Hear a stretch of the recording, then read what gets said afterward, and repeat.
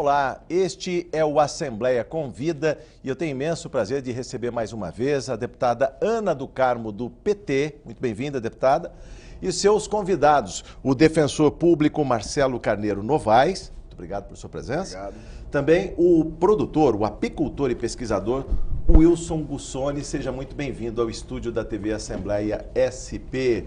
A deputada propôs esse diálogo com os convidados aqui para falar de um assunto estratégico para um país continental como é o Brasil, grande produtor de commodities agrícolas, que é a questão do sumiço, o desaparecimento de algumas abelhas polinizadoras e também o uso ou o abuso de agrotóxicos na agricultura. Entenda um pouco mais sobre este assunto na reportagem de Mauro Friesman.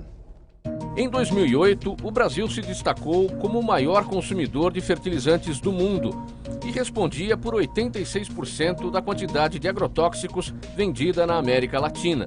O uso de pesticidas nas nossas lavouras mais do que dobrou num período de 8 anos, revela o Índice de Desenvolvimento Sustentável. Os estados do Rio de Janeiro e São Paulo são os que mais consomem agrotóxicos. A Agência Nacional de Vigilância Sanitária é o órgão responsável pela avaliação da toxicidade de cada produto. A contaminação do meio ambiente e a intoxicação humana por essas substâncias estão aumentando. Quando a pulverização é aérea, os danos aos recursos naturais e à população são ainda piores. Relatório divulgado pelo Instituto Nacional do Câncer no ano passado pede a redução do uso de agrotóxicos no Brasil. A Assembleia Legislativa trabalha o problema no âmbito da Frente Parlamentar em Defesa da Produção Orgânica e Desenvolvimento da Agroecologia.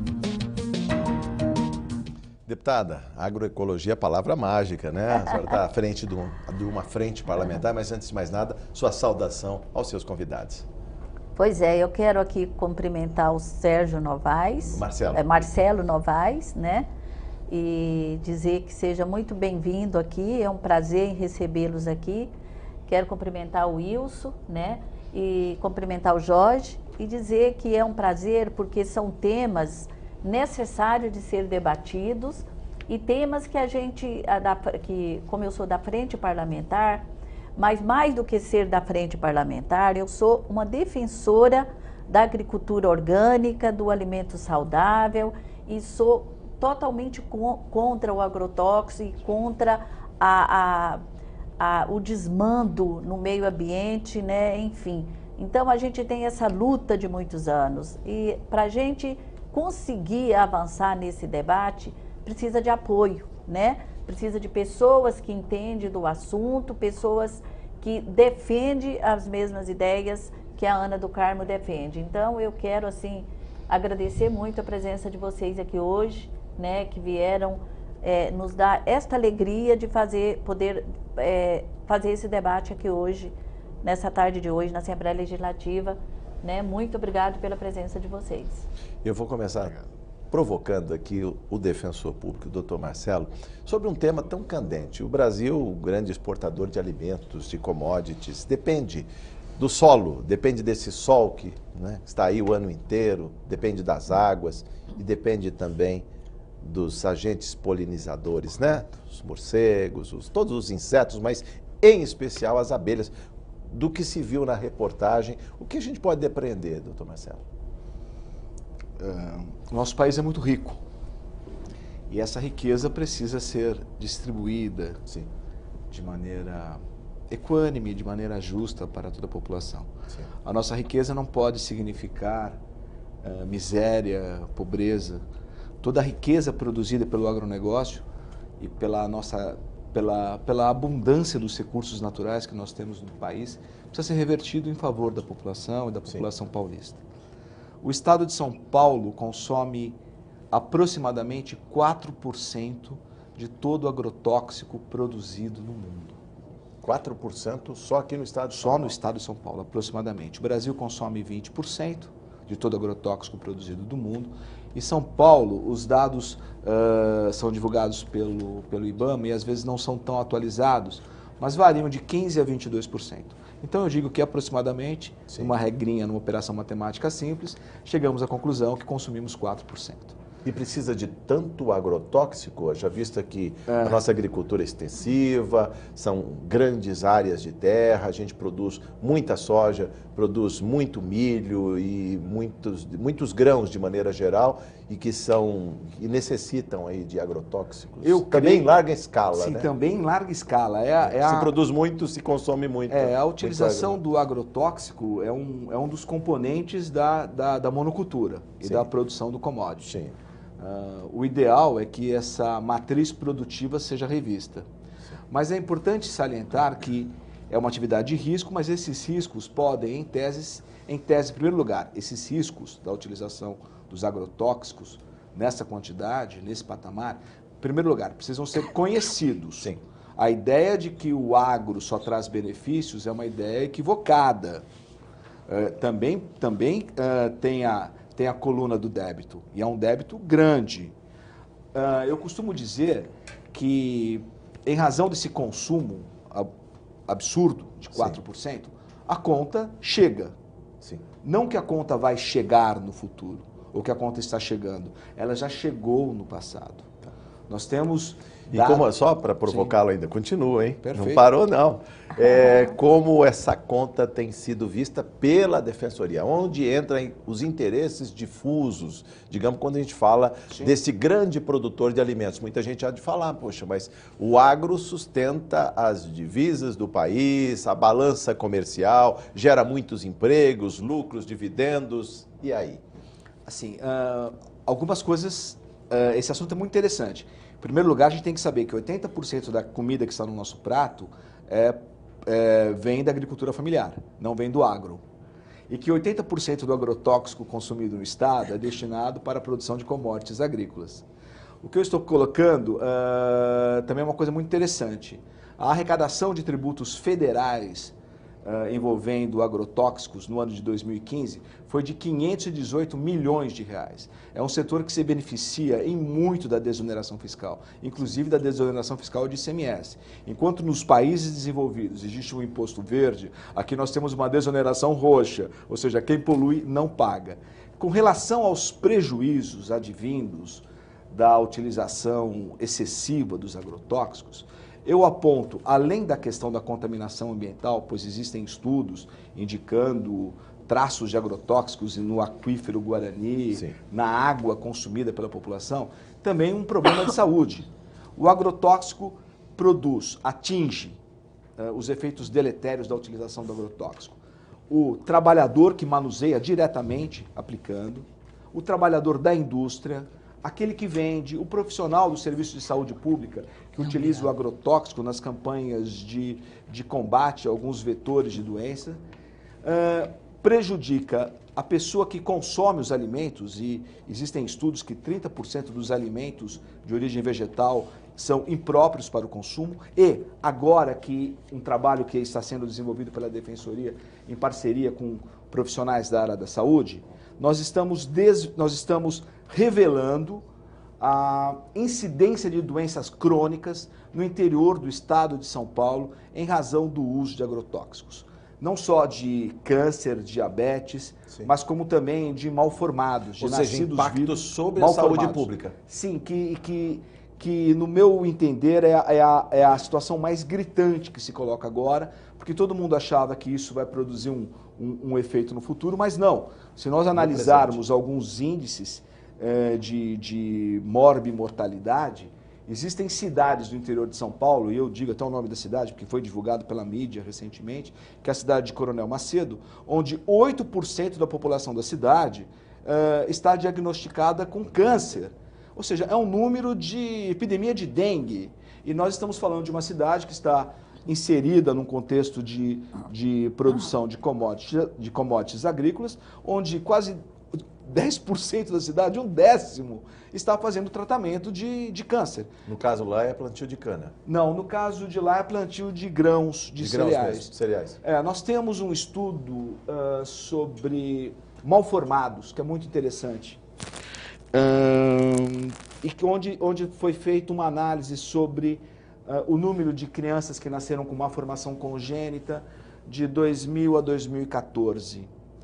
A taxa é calculada por 1.000 nascidos vivos.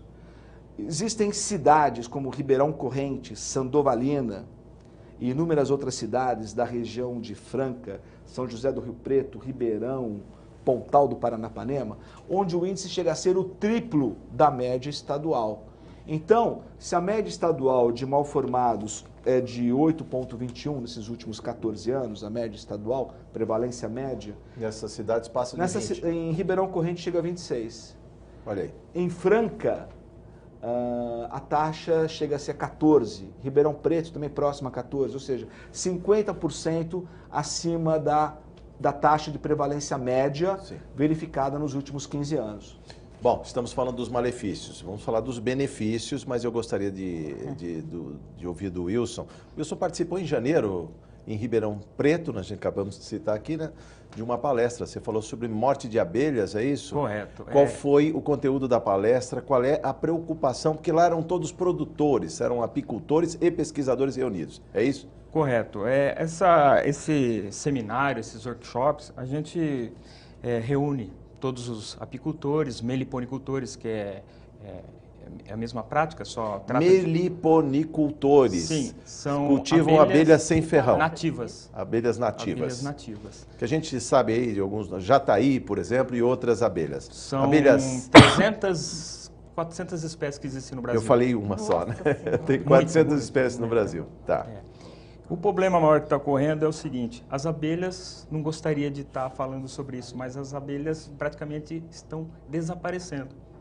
As abelhas, digamos, nativas Tanto estão desaparecendo? As nativas como as exóticas. As que foram incorporadas? Sim, correto. Europeias, africanas? Africanizadas, né? Africanizadas. Porque já se cruzaram, virou africanizadas. Sim. Então, está tendo um problema muito grave, que já tem relatos lá que praticamente na América do Sul, na região onde eu estou, eu mesmo perdi um total de 1.400 enxames, tá? Sim, mas você está na região lá de Ribeirão Preto. São José do Rio Preto. São José do Rio Preto, pois é. Mas isso também não tem a ver com o cultivo de cana, esse mar de cana que se observa no estado de São Paulo? O problema lá é a cana, não existe outro. Entendeu? Quer dizer, a cana é porque é o seguinte... É uma coisa só, é uma gramínea e não tem espaço para mais nada. Sim, e a falta de fiscalização. Por quê? A deriva dessas aplicações, eles não seguem a legislação que deveria. A deriva manda esse veneno por quilômetros, entendeu? Então, lá diz... tem uma restrição quanto a APP, sim, contra moradias similares, qualquer tipo de coisa. Não tem essa. O avião chega, bate o veneno, não quer saber se está próximo à cidade. Inclusive, eu até flagrei, né? Não sei se vocês puderam ver o vídeo, o avião praticamente pulverizando o quintal da casa com um produto altamente cancerígeno, entendeu? E que causa malformação fetal. Então, e o relato maior é que as abelhas lá sumiram. E algumas espécies já estão em extinção, já estão extintas. Isso explica essa correia de transmissão que tem entre a abelha e a produção de alimentos, a produção de frutas. Tá, a produção de frutas é o seguinte: a abelha exótica, a silvestre, a apis, ela é excelente para quê? Para pulverizar as plantas não nativas, tá? Não, a soja, o milho... que foi introduzido aqui em algumas culturas, a gente depende da apis mellifera, né? Que é a abelha introduzida. Tá. Só que as pessoas esquecem que o elemento-chave para a nossa flora se chama abelha nativa, que ela depende da abelha nativa. As plantas dependem, as nossas matas dependem da abelha nativa, não da apis. Algumas plantas, ela até visita as flores para fazer fecundação, né? Só que a planta nativa é o seguinte: o que ela precisa? É uma vibração com frequência, com uma certa frequência, que só quem sabe fazer isso é as nativas. Então, e elas são mais sensíveis aos venenos do que as apis. Então, o risco é muito grande. Acontece que a gente produz alimentos e exporta muito. E a gente percebeu, por exemplo, no caso de São Paulo, um mar de cana disseminado aí pelos municípios paulistas. Boa parte da cobertura dos remanescentes de Mata Atlântica ou estão aqui na Serra do Mar, no Vale do Ribeira, e também um remanescente de mata próximo ali, o Pontal do Paranapanema, que são regiões até mais pobres, deprimidas. Então, dá a impressão é que se quando olha para o agronegócio, né, para o agroexportador, vastas plantações, pouco sobra para essa economia, digamos assim, de quem planta a agricultura familiar e depende dessas abelhas, não é, Wilson? Sim, correto. Quem sofre mais é os pequenos agricultores. Sim. É a policultura, não a monicultura. A policultura, o que acontece? Já está tendo reclamação, relatos que as pequenas lavouras ali, que uma boa parte produz tudo orgânico, né? Sim. Já não está tendo produção, porque a deriva do veneno, eles jogam um herbicida que é para maturar a cana, para aumentar a sacarose. Só que esse veneno é tão cruel quanto o inseticida. Eu sempre venho falando para todo mundo aqui. Aumenta o teor de sacarose, diminui a quantidade de água dentro da cana e aumenta o teor de açúcar, ou seja, aumenta o desfrute, seja na produção de etanol, seja na produção de açúcar. Correto, faz com que a cana adoeça, ela vai criar resistência para sobreviver, aí ela vai aumentar a sacarose. Só que aí vem a perda pior. Sim. Isso daí, para o meio ambiente e para a saúde pública, é terrível. O grande problema é que quando se faz, digamos assim, pela superfície, se joga o defensivo, ele não vai respeitar os limites, né? Ele passa a cerca, ele atinge a propriedade vizinha, seja ela um outro canavial, seja uma agricultura familiar, né? Essa que é a grande discussão, não é, Wilson? O problema é que a cidade também. As cidades também. Está atingindo a cidade. Sim. Entendeu? Então, as pessoas estão adoecendo, epidemias aí, que até então só se fala em dengue, mas não procurou ao fundo. São outras que estão aí nas cidades. A perda da lavoura, dos pequenos agricultores é muito grande. Eles estão se queixando que eles não estão colhendo mais as hortaliças, os citros, animais morrendo, frangos, pássaros, e eles estão acuados. Eles não têm aonde correr. E tudo é em virtude dessa pulverização aérea. Eu preciso perguntar para a deputada Ana Picard, dentro da frente parlamentar, como se pode discutir, se criar condição de diálogo? Porque parece que o agronegócio é pressionado por contratos, por multas, né? Tem que fazer a entrega. Como fica dentro desta Casa de Leis? A gente sabe que a diversidade e o bom debate estão aqui, deputada. Pois é, na verdade, o que vem acontecendo é que, assim, eu, como deputada, eu quero agradecer muito a presença dos nossos dois companheiros aqui para a gente passar isso para a população paulista e também para os deputados, né? A população ajuda a fiscalizar, não é, deputada? E a população ajuda a fiscalizar. E eu quero, assim, dizer que esse debate aqui na Assembleia, ele já vem se dando já há quase 8 anos, né? Eu estou aqui há 12, 13, né?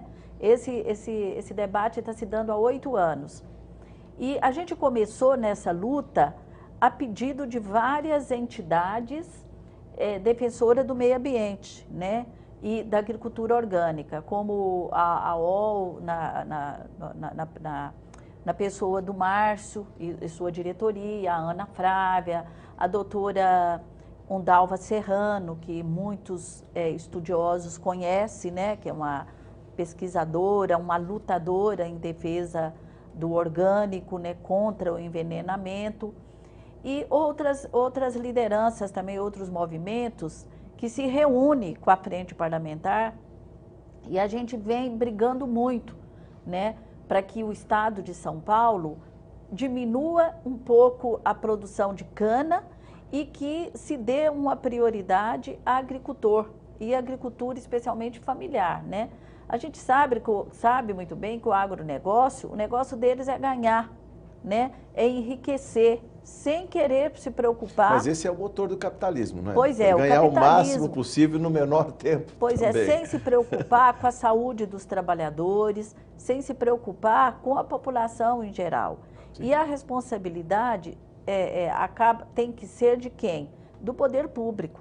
Então, o poder público precisa de fiscalizar, precisa de dar apoio, incentivo aos pequenos produtores, para que ele possa produzir o orgânico.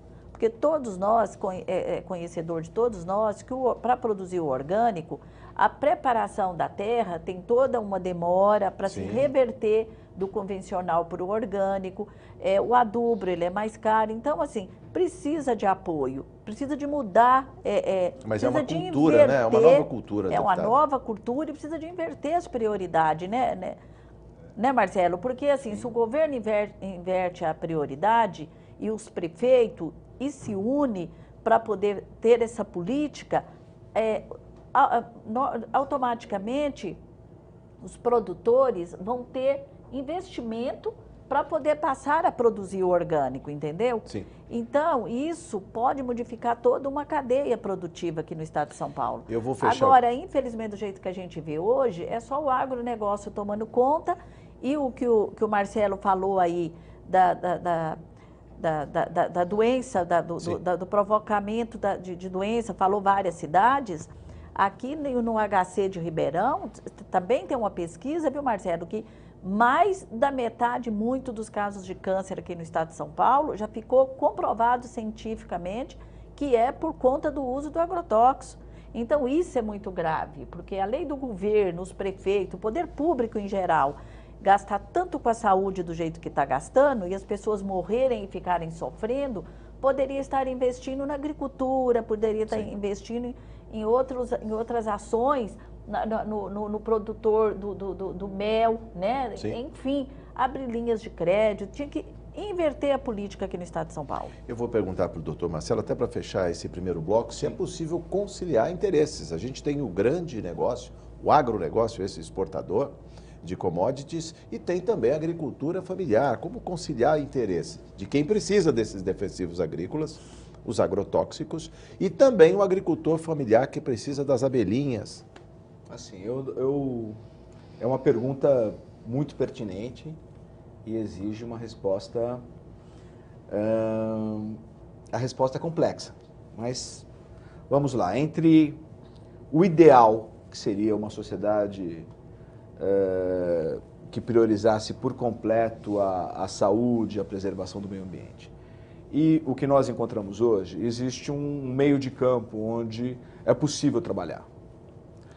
É impossível um poder público gastar rios de dinheiro para bancar, para custear o tratamento de 10% da população de uma cidade com uma moléstia tão grave. Não há orçamento público que resista a isso. E o papel do Estado não é ficar de refém das grandes corporações ou do interesse dos grandes produtores. O Estado tem que administrar esse conflito de interesses de modo a preservar a saúde e o meio ambiente. Na Europa, onde também existe o uso de agrotóxicos, é esse o termo, não é defensivo agrícola, não é substância amiga das crianças, não é uma solução moderna para problemas da agricultura, o nome correto é agrotóxico, são utilizados na Europa. Mas existem limitações, existe restrição e o poder público não se furta do seu papel de exercer a fiscalização e punir aqueles que contrariam as determinadas regras. Mas como produzir nessa quantidade, nessa avalanche de alimentos para alimentar o mundo? A gente sabe que o mundo ainda tem fome. Como alimentar o mundo com agricultura familiar ali, não comer alimento a mais de 100 quilômetros de onde é plantado? Existe uma situação, em primeiro lugar, existe fome no mundo, existe uma grande produção de alimentos. O problema está na distribuição, na divisão. Essa questão da fome, de que precisa produzir commodity, faz parte da propaganda que é colocada. Mas, por exemplo, nós não comemos celulose. E tem cidades com 80% do município destinado para a produção de celulose. Eu não como celulose. Ninguém aqui é urso panda. O que nós temos que colocar é que existem restrições que são possíveis. Por exemplo, o Brasil consome, salvo engano, 14 agrotóxicos produzidos na comunidade europeia. Há muito tempo. Por quê? Porque são substâncias comprovadamente cancerígenas e que provocam malformações. Não utilizadas lá, produzidas lá e banidas vendidas na comunidade europeia. Porque essas substâncias são pulverizadas próximo a áreas urbanas, porque são utilizadas na nossa agricultura. Qual a justificativa? A justificativa é: precisamos preservar o estoque das pessoas que detêm esses produtos ou garantir o mercado para as grandes corporações? Veja, na União Europeia, onde também se utiliza agrotóxico, é proibido. Se a pessoa usar aquilo, a pessoa vai presa. É como se, no Brasil, eu falei do tema de malformados, tivemos na década de 50 uma geração que foi atingida por uma substância chamada talidomida. Talidomida. Guardadas as devidas proporções, é como se nós estivéssemos admitindo a venda da talidomida em cada farmácia, em cada esquina do nosso estado, sob o pretexto de garantir o lucro do farmacêutico ou dos atacadistas que detêm o estoque de talidomida. O interesse público há que se falar mais alto. Na Europa foi colocado aqui a questão da abelha. Na Alemanha, eles proibiram uma série de agrotóxicos que são classificados como neocotinoides. Eu não sou técnico, se eu tiver errado, por favor, me corrijam. Por quê? Porque eles produzem uma síndrome onde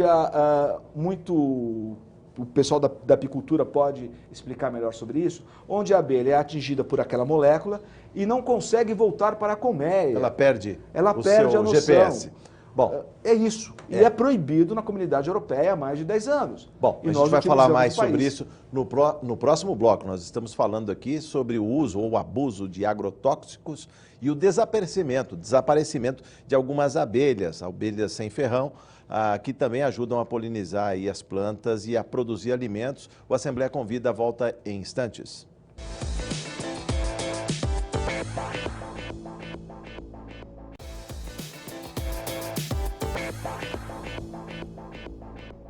Estamos de volta no Assembleia Convida, hoje com a deputada Ana do Carmo, do PT, e os seus convidados, o defensor público, Dr. Marcelo Carneiro Novaes, e também o apicultor e pesquisador Wilson Gussoni. No intervalo, falávamos aqui do sumiço, desaparecimento de algumas abelhas nativas de países, inclusive, que precisam importar abelhas. É isso, Sim, Wilson? Correto.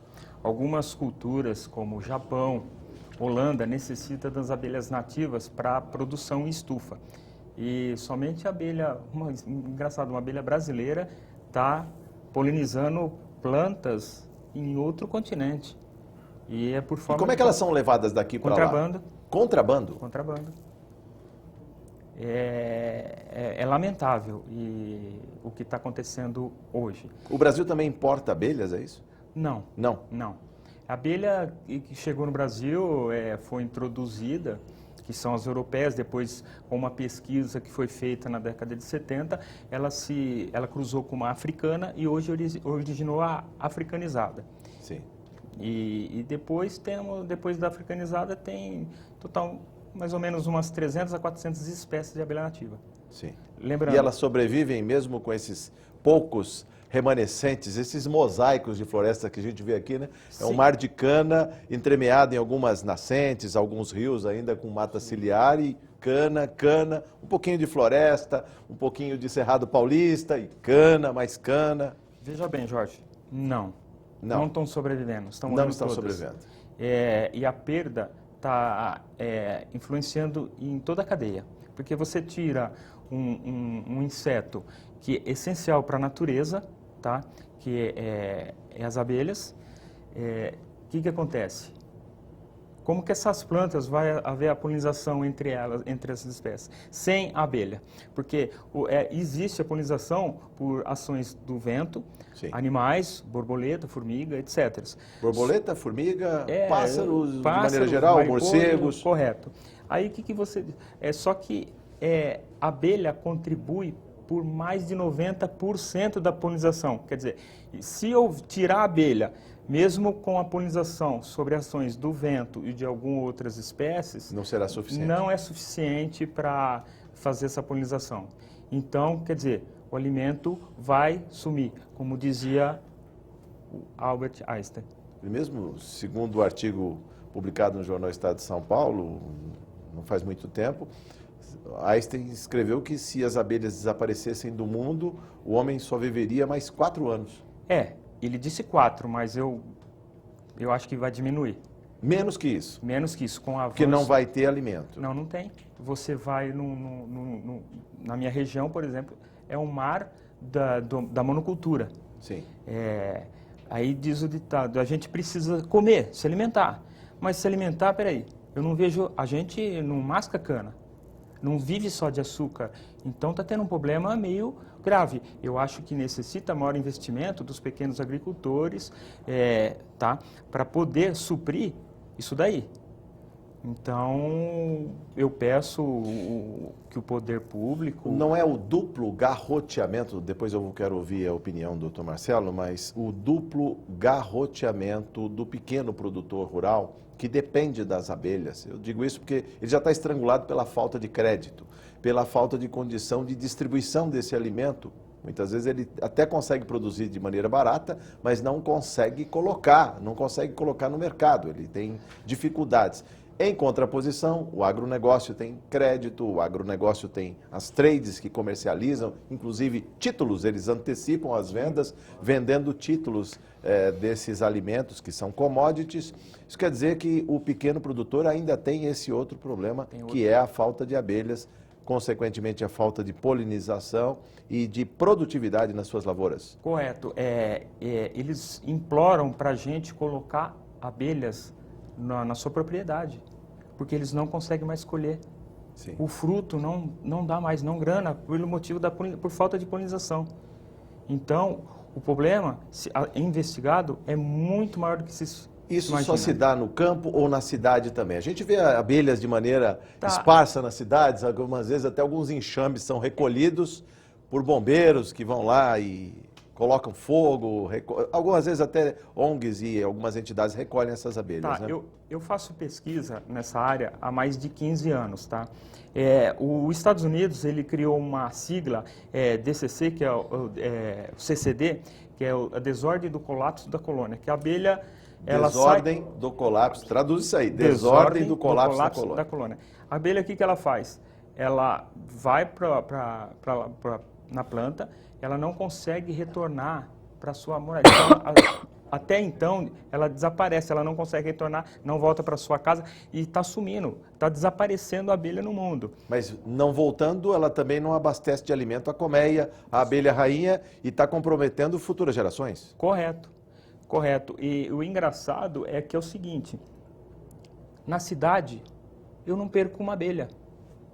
Você vai lá e busca? Não. Em loco? Abelha nativas, ela nidifica dentro do município, nas casas, Sim. Algumas árvores, e não morre abelha. Engraçado. No campo... Mesmo com a poluição difusa das cidades. Correto. De carros, os automóveis todos aí poluindo. Se discutiu que o problema do colapso das abelhas, das colônias, seria até a interferência de ondas de rádio. Então, isso daí para mim caiu por terra logo de início, por quê? Eu não perco um enxame de abelha dentro da cidade. E dentro da cidade tem 4G, hein? Não seria pois o caso com das 4G, ondas de rádio. as abelhas não elas conseguem voltar para casa. Entendeu? Agora, no campo, praticamente, quem cria abelha no campo já não está criando mais. E sem falar que as abelhas, uma boa parte já consta extinta na natureza. Por favor, Wilson, me ajude, inclusive, para o nosso telespectador entender um pouco isso. Você falou da dependência cruel que existe, é claro, desse pequeno produtor que não usa agrotóxico, das abelhas. As abelhas estão desaparecendo e o negócio vai ficando pior, ele vai caindo a sua produção, sua produtividade. Como fazer para reverter isso? A gente precisa das chaves. Como é que a gente pode reverter isso? Olha, educação, investimento para o pequeno agricultor e mais a educação. Vontade política, projetos de lei que determinem a proibição do agrotóxico sendo pulverizado via aérea, ou seja, com aviões. Tem projetos, inclusive, na casa. Quem tiver a oportunidade de buscar o sistema do processo legislativo aqui, vai ver que tem algumas propostas que proíbem, que estão banindo alguns produtos, que são esses venenos, esses agrotóxicos, e inclusive a pulverização. E segundo a exposição de motivos, deputada Ana do Carmo, se diz que só 1% das plantas recebem de fato esse agrotóxico, que acaba sendo difundido, disseminado e pode chegar até 32 quilômetros de distância de onde é pulverizado, Wilson. Então, esse que é o problema aí também, ou seja, política pública, vontade política de reverter essa situação. O agronegócio, ele está matando o pequeno agricultor. A monocultura está destruindo a policultura, que é o que a gente depende, entendeu? Nós dependemos das pequenas agriculturas. Não comemos só cana e só soja. Sim. Entendeu? A gente precisa suprir isso daí. Bom, o radar da Defensoria Pública já captou isso aí, né? Quer dizer, como fazer valer também o direito, ou os direitos do pequeno agricultor, dos apicultores, que também tem prejuízo, porque as abelhas desaparecem e o negócio naufraga. Sim, sim, é um tema muito preocupante, diz respeito ao futuro das novas gerações, né? Quando nós falamos de sustentabilidade, desenvolvimento sustentável, é isso, é a gente criar condições para que os nossos filhos, os nossos netos tenham um país onde seja possível usufruir da vida em condições dignas. Essa questão das abelhas, e não só das abelhas, mas também do bicho da seda e de inúmeras outras culturas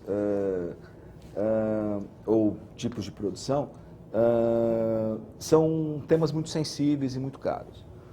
No Pontal do Paranapanema, foi proposta uma ação, não pela Defensoria Pública, mas pelo Ministério Público Estadual, no ano passado, meados do ano passado, onde se comprovou que a pulverização aérea era responsável pela morte das abelhas, pelo sumiço das abelhas e por um prejuízo incalculável para os produtores de seda daquela região. E foi feita alguma coisa para reverter? Sim, foi proposta uma ação, houve uma decisão liminar em primeira instância, depois houve um recurso, e por uma questão... Isso virou um termo de ajustamento de conduta? Não, ainda não. Ainda não? Está sendo discutido judicialmente, mas foi um ótimo precedente, porque nessa ação o promotor conseguiu demonstrar que em 90% dos casos a pulverização se fazia contra a legislação que regulamenta a atividade da aviação civil agrícola no estado de São Paulo. Por quê? Porque a pulverização não pode ser feita com uma temperatura superior a 30 graus, com uma condição de vento, uma umidade inferior a 50 graus. Imagine isso em julho no estado de São Paulo, onde é nessa situação de deserto, ou na situação no mês típico de verão. E comprovou-se que em 90% dos casos a pulverização foi feita contra a orientação dos próprios fabricantes, ou seja... Pulveriza hoje, chove amanhã, carrega todo esse veneno, todo esse agrotóxico para o ribeirão, para o rio. Sim, para os aquíferos, atingindo as águas subterrâneas, as águas superficiais, as águas subterrâneas. Foi muito interessante provar que há necessidade de fiscalização, e essa fiscalização não se faz no estado de São Paulo. Mas mais do que isso, eu falei da Europa. A Europa proibiu determinadas substâncias, determinados agrotóxicos, que foram classificados como cancerígenos. Foram banidos, definitivamente. Banidos para uso agrícola. Sim. Comprovadamente cancerígenos, teratogênicos, mutagênicos e também ofensivos à produção das abelhas, ofensivo à apicultura e a outros tipos de criação. Eram substâncias classificadas, salvo engano, como neocotinoides, e que produziam essa síndrome colocada aqui pelo nosso colega lá de Catanduva, que produz essa síndrome, essa desorientação, onde a abelha não consegue voltar. Foram proibidos na Europa. Sim. E eu me pergunto, se foi proibido lá na Europa... Um dia vai ser proibido aqui também. Por que demorar? Por que suportar esse prejuízo? Bom, mas a saída, se é para observar a Europa como paradigma, lá também houve a própria regulação do mercado, que paga um plus, paga mais pelo alimento orgânico. O não transgênico não seria essa a saída, Wilson? No caso, valorizar a produção tradicional, a produção cabocla, a produção caipira, certificá-la e pagar-se mais por esse tipo de alimento? Sim. Jorge, eu acho que essa é a saída, não é? Essa é uma das saídas. Mas veja bem, lembrando, quando se morre abelha, é porque algo é o primeiro indicativo de que algo não está bem naquele local. Entendeu? Ela é o termômetro, ela você pode falar. Ela é o termômetro, entendeu? De que alguma coisa está mal, não está bem colocada ali na natureza. Muito mal. Sim. Porque ela se alimenta do néctar e do pólen. Lembrando, uma planta, a abelha, o veneno, né, o agrotóxico, que, entre aspas, é veneno, ele pode ser sistêmico ou por contato. Então, quem que vai coletar? Aliás, todo que se move sobre a terra morre, tá? E o primeiro inseto, um dos primeiros a sofrer, que vai indicar que aquele local está totalmente contaminado, é a abelha. Explique para a gente, Wilson. As abelhas estão morrendo de fato ou estão migrando, tal e qual os animais de grande porte, que procuram refúgio, às vezes até nas cidades, porque não encontram matas nativas? Importante falar isso, né, deputado? Elas não estariam migrando para outras áreas mais quentes, indo talvez para a Amazônia, indo para a Argentina? Estão simplesmente morrendo, desaparecendo do mapa? Sim, eu tenho trabalho feito em Rondônia, no Pará, na Bahia, no estado de São Paulo. Eu pude trabalhar a respeito disso sobre o sumiço das abelhas, logo que saiu essa sigla DCC, né? CDD. CCD. Aí eu fui investigar. O que está acontecendo, está morrendo abelha aqui, onde a gente mora, no estado de São Paulo. Mas isso não é novo no mundo isso. As abelhas também estão desaparecendo nos Estados Unidos, claro. Grande produtor de commodities agrícolas. Pois é, vai desaparecer. Por quê? Porque o uso do herbicida. Porque até então, eles achavam que a abelha só morria, os insetos só morriam por inseticida. Pelo contrário. Eles morrem por herbicida, elas estão morrendo, a desordem está se causando pelo herbicida. Inclusive eu tenho um trabalho feito pela Universidade da Bahia, da UESB, juntamente com a doutora Gena, que nós levantamos, fizemos análise e descobrimos que a fonte, o que contaminou, o que matou esses 1.400 enxames foram o herbicida, foi constatado no laudo. Tanto no laudo, a análise feita pelas abelhas, pelo solo e pelas plantas. A taxa de herbicida é muito grande, mataria qualquer um. Isso talvez não mude, vai demorar um tempo ainda, porque a gente está falando aqui do alimento, está falando da comida, mas a agricultura não é só comida, 16% da energia, da matriz energética brasileira é produzida no campo. É o biodiesel, é a cana-de-açúcar que produz o etanol, ou seja, a gente não está produzindo apenas alimentos, a gente está produzindo a energia que movimenta esse país. Vamos pensar agora numa rodada de considerações finais, posso começar com a senhora, deputada, falando inclusive, sugerindo essa discussão, esse bom debate na frente parlamentar, convidar o doutor Marcelo, também o Wilson, para discutir com outros parlamentares saídas legais, legislativas, para que a gente consiga, pelo menos, equilibrar melhor essa balança, começando, deputada. Inclusive, também agradecendo os nossos convidados. Então, eu quero aproveitar essa oportunidade para agradecer muito o Marcelo, dizer que o trabalho dele, todo o esforço é muito importante, né? O Wilson, de dar os parabéns, né? Porque obrigado. Não é fácil e a gente sabe que, infelizmente, o monopólio dos fabricantes dos venenos ainda prevalece também. Muito fortemente. Né? Muito fortemente, especialmente no Brasil. E eu quero, desde já, deixar um desafio para os dois aqui, nos ajudar, junto com os movimentos, a tentar elaborar um projeto de lei que seja legal para a gente apresentar aqui na Assembleia, para ver se a gente consegue conter um pouco toda essa situação de desmando aqui no estado de São Paulo.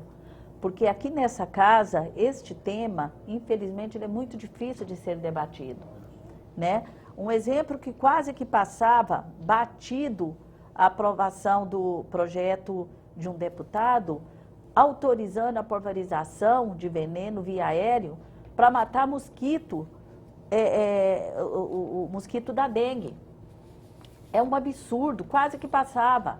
Aí eu me alertei para aquela situação e tive apoio de outros deputados e a gente conseguiu que esse projeto tem que ser passado agora pela Comissão do Meio Ambiente. Esse projeto iria ser aprovado sem passar pela Comissão do Meio Ambiente. Então, agora nós já estamos mobilizando os movimentos para a gente discutir esse projeto que está aí na casa. Porque uma hora ou outra pode chegar à votação. Então, a gente precisa de se preparar.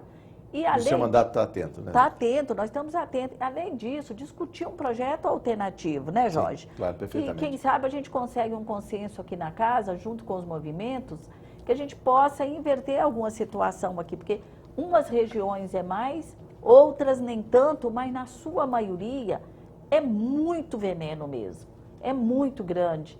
E é muito triste o que a gente vê aqui no estado de São Paulo, que vários municípios, o saneamento ele é vendido para a Sabesp.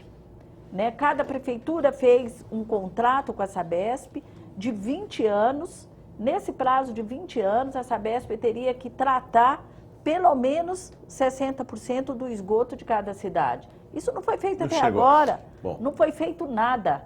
Eles cobram da população a mesma porcentagem da água e não foi feito. Esse já é um outro programa, hein, deputada? Eu preciso dar uma palavra aqui final para os nossos convidados. Vamos lá, doutor Marcelo.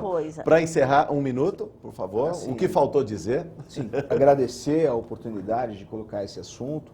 Nós precisamos revelar que além da intoxicação daquela pessoa que lida diretamente e do consumidor do alimento que está impróprio, existe um meio de campo, que são os moradores dos 400 municípios do estado de São Paulo, com menos de 50 mil habitantes, onde a fronteira entre o urbano e o rural é muito tênue, que estão sujeitos aos efeitos deletérios da pulverização aérea e do uso de agrotóxicos que já estão banidos há mais de 10 anos em países da comunidade europeia.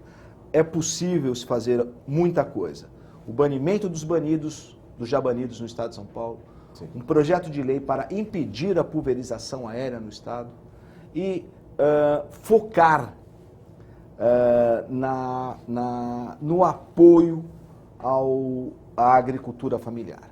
Nós conseguimos uma amostra de um tomate que estava impróprio para o consumo, com 17 agrotóxicos, comercializado aqui no estado de São Paulo, e fomos ao sítio dessa pessoa. É uma pessoa que está espremida por toda uma situação, por toda uma relação de consumo, onde o crédito está condicionado ao uso do agrotóxico, onde o seguro, a comercialização, a mulher já teve câncer, e ele, um pequeno agricultor que coloca 10, 15 caminhões de tomate no CEAGESP, ofere uma renda de R$800 por mês. Esse é o refém. Inclusive o produtor, ele quer migrar para a agricultura familiar, só que ele precisa de assistência técnica rural, financiamento, e aí ele consegue fazer a migração e consegue oferir rendimentos superiores, entrar num outro padrão e ajudar toda a nossa sociedade. Muito obrigado, viu, doutor Marcelo? É isso. O que faltou dizer, Wilson, em 1 minuto, por favor. Olha, que as pessoas se sensibilizem e comecem a fiscalizar. Cada um faça a sua parte, entendeu? Todo mundo prestar atenção nisso daí. É um caso muito grave, como o doutor Marcelo Novaes disse, a doutora, a deputada Ana do Carmo, agradeço a todos vocês. E a ideia é essa, que todo mundo passe a fiscalizar e cobrar que crie-se uma legislação ou que fiscalize a já existente. Ok. Voltaremos ao tema. Muito obrigado, Wilson. Muito obrigado, deputada Ana do Carmo. Muito obrigado, doutor Marcelo. Muito obrigado por sua audiência. O Assembleia Convida fica por aqui. Até a próxima oportunidade.